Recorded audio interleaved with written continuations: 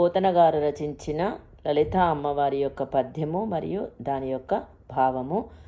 ముందుగా శ్రీమాత్రే నమః.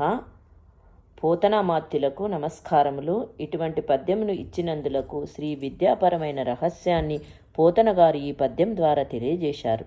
ఈ పద్యము: అమ్మల గన్నయమ్మ ముగురమ్మల మూల పుటమ్మ, చాలా పెద్దమ్మ సురారులమ్మ కడుపారడి, పుచ్చినయమ్మ దన్ను బోనమ్మిన వేల్పుటమ్ముల, మనంబులయుండెడియమ్మ దుర్గ మాయమ్మ, కృపాబ్ది ఇచ్యుత మహత్వ కవిత్వ పటుత్వ సంపదల్.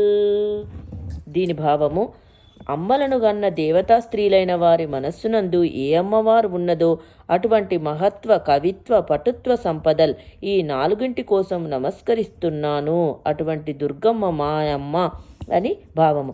అమ్మలని గన్న అమ్మ లలితా సహస్రనామము శ్రీమాత అనే నామముతో ప్రారంభమవుతుంది.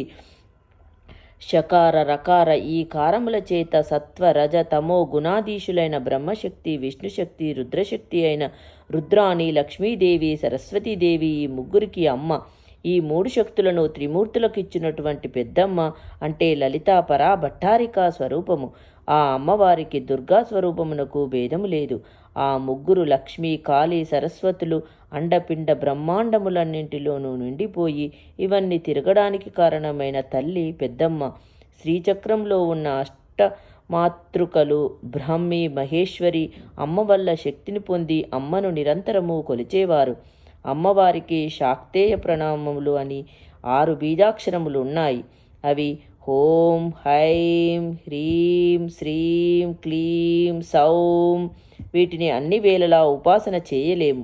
ఓం అనునది కవిత్వమునకు బీజాక్షరము, హైం అనునది పటుత్వమునకు బీజాక్షరము, హ్రీం అనునది భువనేశ్వరి బీజాక్షరము. ఆ తర్వాత సంపదల్ లక్ష్మీదేవి, శ్రీం ఓం, హైం, హ్రీం, శ్రీం అమ్మలగన్నయమ్మ శ్రీమాత్రే నమః. కనుక ఆ రాజరాజేశ్వరి అమ్మలగన్నయమ్మ అని పిలిచినా పలుకుతుంది. మీరు దీనిలో బీజాక్షరాలను తెలియకనే పలికినట్లే అన్నారు పోతన గారు ఈ పద్యం ద్వారా. ధన్యవాదములు.